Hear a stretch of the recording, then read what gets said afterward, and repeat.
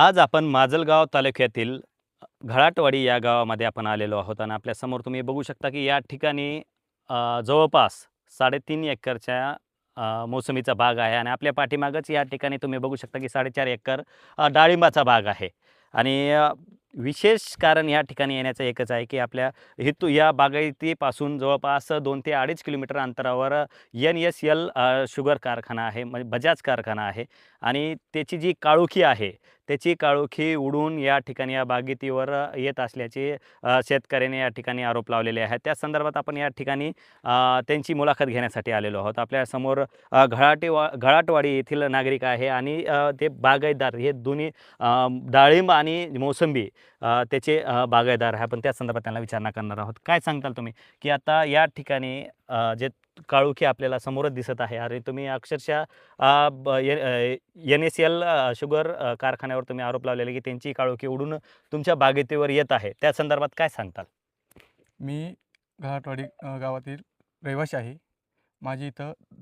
माझं नाव सहदेव मोहनराव काटे आहे. हं, माझी इथं मोसंबीची शेती आहे की 3.5 एकर मोसंबी आहे, 4.5 एकर डाळिंब आहेत. हं, पण यावेळेस काय झालेलं आहे की कारखान्याची जी धूळ येते. हं. यावेळेस म्हणजे तुम्ही ह्या आधी बी पारंपरिक पद्धतीने तुम्ही फळबाग करता? हा करतो सर. 10 हां, वर्ष झालं मी माझी मोसंबीची बाग आधी होती तिकडं 3 हां, एकर. हां, तर आत्ता यंदा सालात मला असं जाणवलं की हां, की इतकी काळुंकी यायला लागली, हां, की ती कळी काय व्हायला लागलं सर, हां, ही काळुंकी जी कळीमध्ये जायना चालली हां. त्याच्यात मधमाशी पोलन होईना गेलं. अच्छा. हां. काळोखीमुळं. काळुंकीमुळं. ते कशामुळं, म्हणजे कसं काय, कुठून येली काळोखी वगैरे सर काय? ती कारखान्याची काळुंकी ना. हे हां, आपल्या 2.5 किलोमीटर अंतरावर कारखाना आहे. कोणता कारखाना? बजाज कारखाना. अच्छा. हां. तर मग आता तुमची शेतीपासून तुमची किती एकूण शेती ह्या ठिकाणी 3 एकर 3.5 एकर. 3.5 एकर मोसंबी हां. आणि 4.5 एकर डाळिंब. 4.5 एकर डाळिंब हां. आहे. आणि तुमच्या शेतीपासून किती अंतरावर कारखाना आहे? 2.5 किलोमीटर 2.5 अंतरावर. किलोमीटर अंतरावर. म्हणजे हो. तुमचं असं सांगण्यात येत आहे, की समजा त्या ठिकाणच्या कारखान्याची जी काळोखी आहे, हां. बॉयलरची जी हां. काळोखी आहे तुमच्या जे फळबागावरती येत आहे आणि तुमचे जे कळीमध्ये जात आहे. हां, कळीमध्ये जात आहे. त्यानंतर आता त्याची फळधारणा होत होत नाही. नाही, असं हां, तुमचं हां. सांगणं येत आहे. मधमाशी त्याच्यामध्ये पोलन करत नाही. हां. पोलन न केल्यामुळे कळी गळून पडत आहे. अच्छा. हां. तर आता तुमची खूप मोठी ह्या ठिकाणी आता फळधारणा होत नाही म्हणल्यावर तुमची एक एक ठिकाणी तुमचे नुकसान होत आहे. हां सर, तर भरपूर. त्याच संदर्भात तुम्ही जे NSL कारखाना आहे, हां. तर त्या संदर्भात तुम्ही तक्रार काय केली? हां, केलती सर. त्याला निवेदन दिलं किंवा हां. तुमचं जी काळुंकी आहे, हं, त्याला फिल्टर बसवा हं. आणि काळुंकीचं त्याचं काहीतरी नियोजन करा. अच्छा. माझ्या शेतात यायला लागली. हां. पण त्यांनी आम्हाला छेडछाडीचे म्हणजे हे केले. उडवाउडवीची उत्तरे दिली. उडीचे उत्तर दिले. हां. नंतर कसं बळच कसं तरी निवेदन स्वीकारलं. अच्छा. हां. तर मला एक सांगा, की तुम्ही आता ह्याच वर्षी ती काळोखी आली की दरवर्षी कसे काय? नाही सर, ह्याच वर्षी काळुंकी जास्त प्रमाणात दिसायला लागली. अच्छा. हां. का बरं? काय कारण? काय सर त्यांनी काय केलेलं आहे, ती चिमणीचं वरती घेतल्यामुळं हं. जास्त वरती आल्यामुळं जास्त काळुंकी इकडे यायला लागली. अच्छा. त्या त्या संदर्भात हां, एक हां. बरं, तुमची मागणी काय आहे? सर माझी मागणी काहीच नाही किंवा जी काळुंकी येते का त्यांनी काहीतरी त्यांची उपाययोजना करावी हं. आणि जी काळुंकी येणारी ती हे करावी. अच्छा. माझी मागणी हीच आहे. काय दुसरी काही नाही.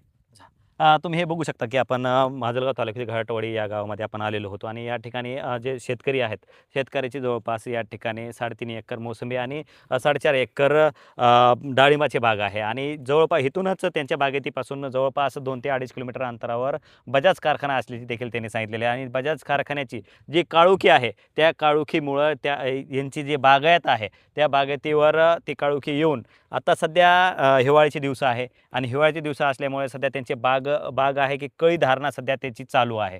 आणि कळीचा फलामध्ये रूपांतर होण्यासाठी मधमाशीचा अत्यंत गरज असते आणि त्यामुळे ती मधमाशी ती कळीमध्ये ती काळुंकी गेल्यामुळे मधमाशी त्या कळीमध्ये जात नाही आणि मधमाशी गेल्या नमुळे ती कळी खाली गळत आहे, अशी देखील त्यांनी आपल्या चॅनलच्या माध्यमातून त्यांनी सांगितलेलं आहे.